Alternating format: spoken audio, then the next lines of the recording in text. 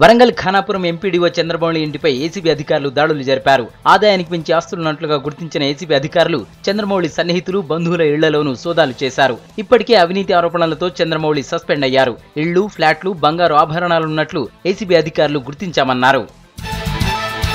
మంచిర్యాల జిల్లా కేంద్రంలో రాష్ట్ర స్థాయి మహిళా ఫుట్బాల్ పోటీలు జరిగాయి. రాష్ట్ర వ్యాప్తంగా 10 జట్లు ఈ పోటీలో పాల్గొన్నాయి. నిజామాబాద్ టీం క్రీడాకారిణి సోని అతి చిన్న వయసులోనే జాతీయ ఫుట్బాల్ పోటీల్లో సత్తా చాటిందన్నారు నిర్వాహకులు. చదువుతో పాటు క్రీడలపై కూడా ఇంట్రెస్ట్ పెంచుకోవాలన్నారు. వరంగల్ అర్బన్ జిల్లా ఐనవోలులో రోడ్డు ప్రమాదం జరిగింది. పత్తి లోడ్తో పాలకుర్తి నుంచి వరంగల్ వెళ్తున్న ఆటోను పంతిని గ్రామ శివారులో డీసీఎం ఢీకొట్టింది. దీంతో ఆటోలో ప్రయాణిస్తున్న ఇద్దరు స్పాట్లోనే చనిపోయారు. మరో ఇద్దరికి తీవ్ర గాయాలయ్యాయి. వరంగల్ ఎంజీఎంకు తరలించి చికిత్స అందిస్తున్నారు.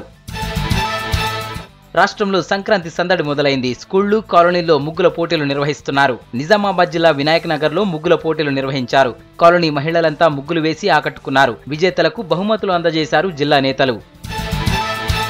జగిత్యాల జిల్లా పోలీసులు మొబైల్ చెక్పోస్ట్ వెహికల్స్ ను స్టార్ట్ చేశారు. జిల్లా ఎస్పీ అనంత శర్మ ఈ చెక్పోస్టులను ప్రారంభించారు. దొంగతనాలు, అక్రమ రవాణాను అరికట్టేందుకు మొబైల్ చెక్పోస్టులు ఉపయోగపడతాయన్నారు. ఈ వెహికల్స్ లో సీసీ కెమెరాలు కూడా ఏర్పాటు చేశారు పోలీసులు.